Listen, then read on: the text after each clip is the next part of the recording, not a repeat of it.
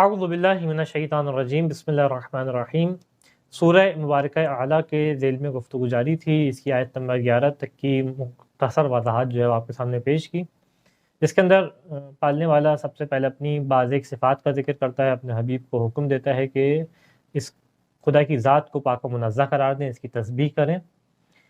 اس کے بعد جو ہے وہ اپنی بعض ایک صفات کو بیان کرتا ہے کہ جس میں کہا کہ الذی قدر خلق فسوی، کہ جس نے خلق کیا اور تسویت قرار دی، چیزوں کو منظم طریقے سے ان کے صحیح مقام پہ قرار دیا۔ والذی قدر فہدی، کہ جس نے جو ہے وہ چیزوں کی تقدیر معین کی اور تقدیر معین کرنے کے بعد ان کو ہدایت تقوینی سے نوازا۔ اس کے بعد جیسا بیان کیا کہ والذی اخرج المرعى فجعلہ غثاء نحوا، کہ جس نے جو ہے وہ زمین سے چارے کو نکالا اور نکالنے کے بعد واپس سیاہ خشک اس کو قرار دیا۔ یہاں تک کہ پھر اپنے حبیب کے لیے بعض ایک احکامات کو بیان کیا، تمام کی تفصیل جو ہے وہ آپ کے سامنے پیش کر چکا ہوں کہ سنقرئک فلا تنسیٰ، کہ قریب آپ کا رب آپ کو اس انداز سے پڑھائے گا کہ آپ نہیں بھولیں گے، الا ماشاء اللہ، سوائے یہ کہ جو خدا چاہے۔ اس کے ذیل میں پیش کیا تھا کہ خدا چاہے سے مراد یہ نہیں ہے کہ یہاں پہ خدا بعض ایک اشیاء ہے جو آپ کو بھلا دے گا، بلکہ مراد یہ ہے کہ اپنی قدرت کا اظہار کر رہا ہے، یا اللہ کا تعلق جو ہے وہ سنقرئک سے ہے۔ انہ یعلم الجہر وما یخفی، یہ جو ہے وہ آشکار اشیاء کو بھی جانتا ہے، آشکار فعل کو بھی جانتا ہے، آشکار چیزوں کا بھی علم رکھتا ہے کہ جہر جیسا پہلے پیش کیا تھا کہ سماعت اور بصارت سے جس کو جانا جا سکے۔ وما یخفی، اس کے مقابلے میں کہ جو پوشیدہ ہوں اس کا علم بھی خدا رکھتا ہے۔ وَنُيَسِّرُكَ لِلْيُسْرَىٰ، کہ خدا وہ ہے کہ جو آپ کو آسان ترین راستے کی ہدایت فرمائے گا۔ فَذَكِّرْ إِن نَفَعَتِ الذِّكْرَىٰ سَيَذَّكَّرُ مَن يَخْشَىٰ، ابھی نصیحت کریں اگر نصیحت کرنا فائدہ مند ہو۔ یہاں پہ پیش کیا تھا کہ نصیحت کرنا فائدہ مند ہو یہ شرط ہے یا یہ ان تحقیق کے لیے، اس کے بارے میں جو ہے مفصل گفتگو ہو چکی ہے۔ سَيَذَّكَّرُ مَن يَخْشَىٰ، اور نصیحت سے کون جو ہے وہ استفادہ کرے گا، اس نصیحت کو کون جو ہے وہ عمل درآمد کرے گا اس کو، کہ جو خشیت رکھتا ہوگا، خوف رکھتا ہوگا۔ وَيَتَجَنَّبُهَا الْأَشْقَىٰ، لیکن جو شقی ہوگا اور جو خوف نہیں رکھتا ہوگا، جس کے اندر شقاوت ہوگی، وہ جو ہے وہ نصیحت سے روگردانی کرے گا اور نصیحت سے منہ موڑے گا۔ یہاں تک جو ہے وہ مطالب کو آپ کے سامنے پیش کیا اور اس کے بعد علامات شقاوت بھی آپ کے سامنے بیان کی۔ اب جو ہے وہ خداوند متعال اس کے بعد ان کا عذاب کے بارے میں بیان کرتا ہے کہ جو شقاوت رکھتے ہیں اور جو نصیحت کو قبول نہیں کرتے، اور اسی کے مقابلے میں جو نصیحت کو قبول کرتے ہیں اور فلاح پانے والے ہیں، ان کی صفات کیا ہیں اس کو ذکر کرتا ہے۔ آغاز ہوتا ہے بسم اللہ الرحمن الرحیم، الذی یصلی النار الکبریٰ، کہ یہ کون ہے شقی کہ جو نار کبریٰ سے، بڑی آنکھ سے جا کے مل جائے گا، سب سے بڑی آنکھ سے۔ یہاں پہ نار کبریٰ کیوں کہا گیا ہے، یعنی بڑی آنکھ سے مراد کیا ہے؟ یہاں پہ دو احتمالات مفسرین نے پیش کیے۔ ایک احتمال یہ ہے کہ دنیا کی آنکھ سے جب تقابل کیا جائے جہنم کی آنکھ کا، تو وہ نار کبریٰ ہے، وہ بڑی آنکھ ہے، اور اس کے مقابلے میں دنیا کی آنکھ دیکھی جائے تو دنیا کی آنکھ بہت چھوٹی آنکھ ہے، اور دنیا کی آنکھ بہت ہلکی آنکھ ہے، اس کی شدت حرارت بہت کم ہے آتش جہنم کی آنکھ کے مقابلے میں۔ جس طریقے سے روایت بھی ہے معصوم علیہ السلام سے بیان کرتا ہے کہ ان نارکم فی ہذہ جزء من 70 جزء من نار جہنم، کہ یہ جو تمہاری دنیا کی آنکھ ہے، یہ دنیا کی آنکھ آتش جہنم کے مقابلے میں اس کا 70واں حصہ ہے، یعنی گویا اس کو 70 حصوں میں تقسیم کر دیا جائے، تقسیم کرنے کے بعد اس آنکھ کو ایک حصے کو یہاں پہ لایا جائے تو یہ وہ حصہ ہے جو دنیا کی آنکھ ہے، جس کو اگر یہ ہمیں جلا دے تو ہم بہت پریشان ہو جاتے ہیں، اور جو ہے وہ انسان کو راکھ کر کے رکھ دیتی ہے، یہ دنیا کی آنکھ، اس کا 70واں حصہ۔ اس کے بعد بیان کیا صرف یہ 70واں حصہ نہیں ہے، قد اطفئت 70 مرہ بالماء، اس آنکھ کو 70 دفعہ پانی سے بجھایا گیا، ثم التبہت، اور 70 دفعہ جب پانی سے بجھایا گیا اس کے بعد یہ پھر بھڑک اٹھتی، یعنی ظاہر سی بات ہے جب آنکھ کو بجھایا جائے گا اور اس کے بعد وہ بھڑکے گی تو اس کی شدت کے اندر کمی آ جائے گی، تو گویا یہ عمل اس کے ساتھ 70 دفعہ ہو چکا ہے، اس کے بعد یہ آنکھ ہے، تو اگر وہ آتش جہنم کا مرحلہ کیا ہوگا۔ تو اس تقابل میں خداوند متعال کہہ رہے ہیں کہ یصلی النار الکبریٰ، کہ ان کو جو ہے وہ سب سے بڑی آنکھ میں ڈالا جائے گا، یعنی جو سب سے بڑی آنکھ ہے، دنیا سے تقابل نہیں ہے کوئی، اور دنیا کے مقابلے میں یہ آنکھ اپنے اندر کوئی حرارت نہیں رکھتی اگر اس کی آنکھ کی نسبت دیکھا جائے۔ اور بعض مفسرین نے یہاں پہ کہا کہ اس سے مراد دنیا کی آنکھ سے تقابل نہیں ہے، بلکہ اس سے مراد یہ ہے کہ آتش جہنم کے اندر کئی درجات ہیں اور کئی ایسے مراحل ہیں کہ جس کے اندر آنکھ کی شدت اور حرارت کے اندر کمی اور زیادتی ہے. یعنی بعض ایک مراحل ہیں جن میں کمی ہے، لیکن بعض ایک نچلے درجے کے جو مراحل ہیں اس کے اندر آنکھ کے اندر مزید حرارت ہوگی. تو یہاں پہ کہا کہ جب خدا بند متعال کہہ رہے ہیں کہ یصلی النار الکبریٰ، بڑی والی آنکھ میں ان کو ڈالیں گے، تو اس سے مراد یہ ہے کہ آتش جہنم کے نچلے ترین طبقے میں ان کو ڈالیں گے، جن کے اندر شقاوت ہوگی، جن کے اندر کجی ہوگی. نتیجہ کیا ہوگا کہ جب یہ نچلے ترین درجے میں جائیں گے تو سب سے زیادہ ان کو جو ہے وہ اذیت وہاں پہ ہوگی. اس کے بعد جو ان کے عذاب کی مزید کیفیت بیان کرتا ہے خداوند متعال کے جہنم کے اندر، جس کے اندر شقاوت ہے دنیا میں، جس کے اندر کجی ہے، اس کی حالت کیا ہوگی کہ ثم لا يموت فيها ولا يحيا. واقعاً بڑا ایک انسان اس تعبیر کے اوپر ذرا سا توجہ کرے تو عجیب کیفیت ایک دل پہ طاری ہوتی ہے کہ اس آنکھ کے اندر اس طریقے سے ہوں گے، ثم یعنی پھر جو ہے وہ مرتبہ بلند ہو رہا ہے عذاب کا اور بیان کیا جا رہا ہے کس طریقے سے ہوگا کہ لا یموت، اس میں نہ ان کو موت آ رہی ہوگی، ولا یحییٰ اور نہ یہ زندہ ہوں گے. یعنی یہ بھی نہیں ہوگا کہ یہ مر جائیں، اس مرحلے پہ بھی نہیں ہوں گے.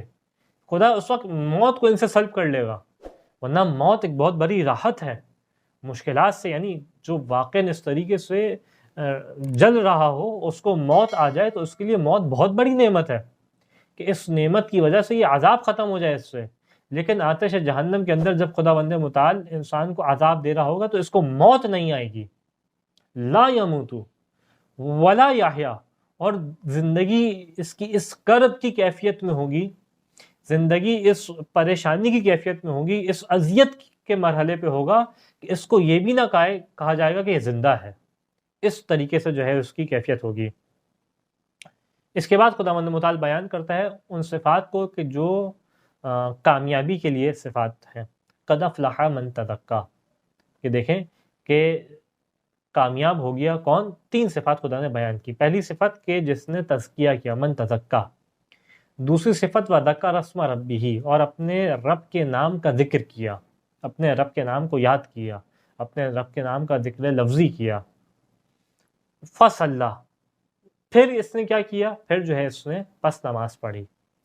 یہاں پہ جو ہے وہ تزکیہ کا جو معنی بیان کیا جاتا ہے وہ یہ لفظی جو معنی اس کا ہے کہ کسی چیز کو پاک کرنا. تزکیہ یعنی پاک کرنا، اسی سے زکوٰۃ نکلا. زکوٰۃ کا معنی کیا کہ اپنے مال کو پاک کرنا. قد افلح من تزکیٰ، کہ جس نے اپنے آپ کو پاک کیا، یہ شخص کامیاب ہو جائے گا. اب یہاں پہ سوال یہ کہ کس چیز سے پاک کیا. یہاں پہ 3 احتمالات ہیں کہ تزکیٰ کا معنی کیا ہے. رئیسی طور پہ 2 معنی، اور تیسرا معنی جو ہے وہ ایک الگ کیٹیگری رکھتا ہے. پہلا یہ کہ جس نے تزکیہ کیا، پہلے 2 معنی کا تعلق ہے کہ تزکیہ کیا. اب سوال یہ کہ کس چیز سے تزکیہ کیا، کس چیز سے اپنے آپ کو پاک کیا، اپنی روح کو کن نجاستوں سے پاک کیا. تو یہاں پہ 2 احتمالات جو ہیں وہ مفسرین نے بیان کیے. پہلا احتمال یہ ہے کہ اس نے اپنے آپ کو شرک کے گناہ سے پاک کیا، شرک کی نجاست سے پاک کیا اس نے اپنے آپ کو. یہ ایک معنی بیان کیا. اور اس کی دلیل کیا ہے، اس کی تائید کہاں سے ملتی ہے ہمیں، کہ سورہ کے آغاز کو اگر دیکھا جائے کہ خداوند متعال سورہ کے آغاز میں اپنی صفات کو بیان کر رہا ہے، لہٰذا یہاں پہ تزکیہ سے مراد یہ ہے کہ اپنے آپ کو نجاست شرک سے اپنی روح کو پاکیزہ کرنا. دوسرا احتمال جو پیش کیا گیا اس کے لیے وہ یہ ہے کہ اس نے اپنے آپ کو تمام اخلاقی خراب صفات سے پاک کیا. ان صفات سے اپنے آپ کو پاک کیا کہ جو اخلاقی طور پہ صفات رذیلہ شمار کی جاتی ہیں. جس نے اس طریقے سے اپنے آپ کو پاک کیا وہ کامیاب ہو جائے گا. اس کی دلیل کیا ہے، اس معنی کی کا اگلی آنے والی آیت اس بات کا قرینہ ہے. وہ کیا کہ بل تؤثرون الحیات الدنیا، لیکن تم کیا کرتے ہو، کرنا تو یہ چاہیے کہ جو فلاح ہونے والے جو صفات بیان کر رہے ہیں، لیکن تم کیا کرتے ہو، تم یہ کرتے ہو کہ دنیا کی زندگی کو ترجیح دیتے ہو. جب تمہارے سامنے 2 چیزیں ہوتی ہیں، ایک طرف آخرت کا معاملہ، ایک طرف دنیا کا معاملہ ہے، تم دنیا کے معاملے کو ترجیح دیتے ہو. لہٰذا جو ہے وہ تزکیہ سے مراد کیا ہے، اپنے آپ کو اخلاقی رذائل سے پاک کرنا. یہ 2 معنی مفسرین نے کیے. ایک تیسرا معنی بھی یہاں پہ ملتا ہے جو کہ اکثر روایات کے اندر دکھائی دیتا ہے، اور روایات جس کی تائید کرتی ہیں، اور روایت تائید کرتی ہے، اس کا مطلب یہ کہ اس معنی کو جو ہے وہ وزن بڑھ جائے گا طبعا. نہ صرف ہمارے ہاں روایت اس کی تائید کرتی ہیں بلکہ برادران کے اندر بھی روایات اسی کی جانب جو ہے وہ توجہ دلاتی ہیں. اور وہ یہ کہ تزکیہ سے مراد جو ہے یہاں پہ زکوٰۃ فطرہ ہے، کہ جس نے زکوٰۃ فطرہ ادا کیا، یعنی جو رمضان ختم ہونے کے بعد جب عید الفطر آتی ہے تو اس موقع پہ جو زکوٰۃ فطرہ واجب ہوتا ہے. جس طریقے سے جو ہے وہ مختلف روایات ہیں کہ رسول خدا کے بارے میں بیان کیا جاتا ہے کہ قد افلح من تزکیٰ وذکر اسم ربہ فصلی، اس آیت کو تلاوت کرتے اور اس تلاوت کرنے کے بعد جو ہے وہ فطرے کو تقسیم کرتے، فصلی، اس کے بعد جو ہے وہ نماز پڑھتے، تو اس نماز سے مراد بھی نماز عید ہو جائے گی. اب یہاں پہ اور کوئی سوال کرے اس معنی کے اوپر کہ اس سورہ کے اول والے مطالب کو دیکھا جائے تو توحید کے مطالب ہیں، اور اکثر توحید کے مطالب جو ہے وہ مکے میں نازل ہوتے تھے، لہٰذا یہ مکی سورہ ہے تو مکی سورہ کا جو ہے وہ عید الفطر سے کیسے تعلق بنتا ہے، کیونکہ عید الفطر کا تعلق تو مدینے سے ہے، مکے میں تو عید الفطر نہیں تھی اور نہ فطرہ تھا نہ نماز عید تھی، تو ان دونوں کو کیسے ملاپ پائیں گے. تو اس کے بارے میں مفسرین بیان کرتے ہیں کہ اس سورہ کا اول حصہ جو ہے وہ مکے میں نازل ہوا، اور جو آخری حصہ ہے درمیان سے لے کے باقی حصہ یہ جو ہے وہ مدینے میں نازل ہوا، کیونکہ جس طریقے سے احکامات آگے بیان کیے گئے اس کا تعلق مدینے سے تھا. اس کے بعد اگلی آیت کے جو بیان کرتی ہے کہ یہ تو صفات ہیں کہ جو کامیاب ہونے والے ہیں، 3 صفات کہ تزکیہ، اللہ کے نام کا ذکر کرنا. یہاں پہ ذکر سے مراد جو ہے وہ دونوں ہو سکتا ہے، ذکر لفظی بھی ہو سکتا ہے اور ذکر معنوی بھی ہو سکتا ہے، یعنی افعال کے ذریعے سے ذکر. بنیادی طور پہ لغتاً جو ذکر کا معنی ہے وہ یہ کہ کسی چیز کو محفوظ کرنا. جب یہاں پہ استعمال ہوتا ہے تو اس سے مراد یہ ہے کہ انسان جو ہے وہ بار بار کلمہ اپنی زبان کے اوپر ان کلمات کو لے کے آئے، یہ لفظی ذکر ہوتا ہے، یعنی سبحان اللہ، اس قسم کے کلمات پڑھ، الحمدللہ، ہر چیز سے پہلے بسم اللہ کرنا، یہ خدا کا ذکر، یا قرآن پڑھنا خدا کا ذکر. اسی طریقے سے یہ ذکر جو ہے وہ الفاظ سے ہٹ کے ایک اپنے اندر عمومی معنی میں بھی استعمال کیا جاتا ہے، کہ جس سے مراد یہ ہوتی ہے کہ انسان جو ہے وہ ایسے افعال انجام دے جس سے جو ہے وہ خدا کے احکامات کو بجا آوری کر رہا ہو، تو اس طریقے سے بھی ذکر ہوتا ہے. اور ممکن ہے کہ یہاں پہ دونوں مراد ہوں. البتہ بعض اوقات ہمارے یہاں یہ غلطی دیکھی جاتی ہے کہ افعال کی جانب اتنا متوجہ ہو جاتے ہیں کہ ذکر لفظی کی اہمیت کو گرا دیتے ہیں. یہ ہرگز نہیں ہونا چاہیے.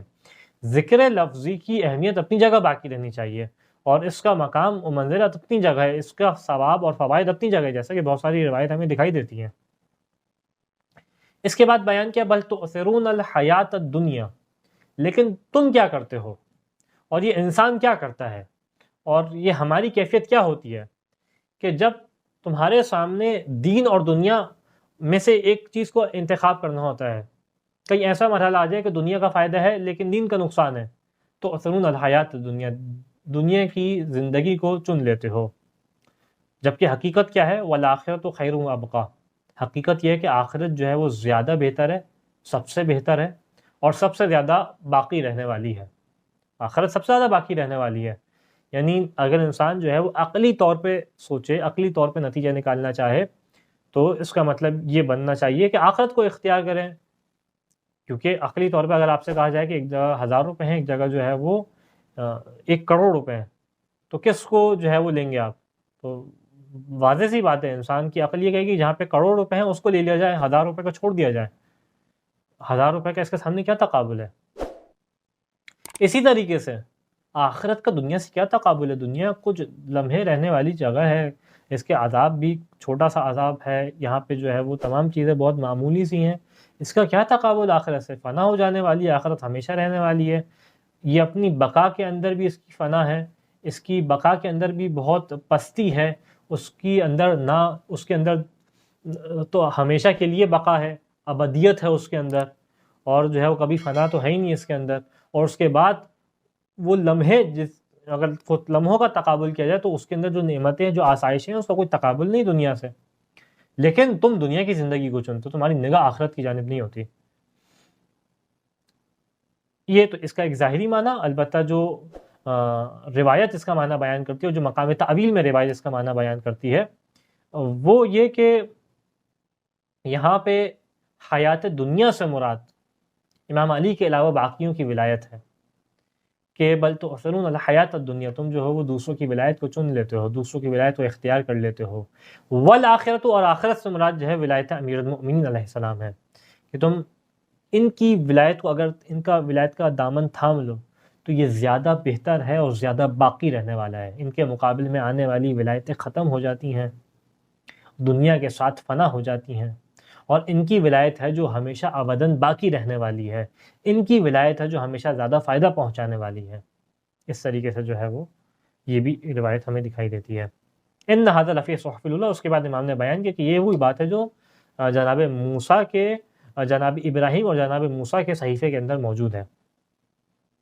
ظاہری معنی کیا اس آیت کا، آخری آیت کا، ان ھذا لفی صحف الاولیٰ صحف ابراہیم و موسیٰ، کہ یہ وہ باتیں جو ہم نے سورہ کے اندر بیان کی، کامیابی کون ہے جو نصیحت کو قبول کرتا ہے، کون ہے نصیحت کو ٹھکرا دیتا ہے، وہ تمام مطالب جو سورہ کے اندر بیان کیے، بلکہ بعض مفسرین نے یہ بھی کہا کہ صرف جو سورہ میں بیان نہیں ہوئے بلکہ وہ کلی مطالب جو بیان کی جائے قرآن کے اندر، یہ صرف وہ مطالب نہیں ہے جو خدا پہلی دفعہ قرآن میں بیان کر رہا ہے، بلکہ یہ وہ بنیادی مطالب ہیں دین الہی کے کہ جو خدا نے ہر نبی کی زبان سے جاری کیے۔ یعنی ایسا نہیں کہ مختلف انبیاء مختلف معنی جب بیان کرتے تو ان کے اندر جو ہے وہ فرق ہوا کرتا تھا، بلکہ کچھ تعلیمات بنیادی طور پہ تھیں جو ہر نبی بیان کرتا، اور یہ ان تعلیمات میں سے ہے جو بنیادی حیثیت رکھتی ہیں دین الہی کے لیے۔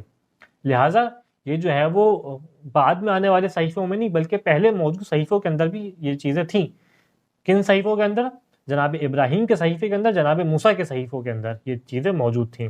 یہاں پہ ایک سوال کہ یہاں پہ صحف اولیٰ سے مراد کیا ہے، پہلے آنے والے صحیفوں سے مراد کیا ہے؟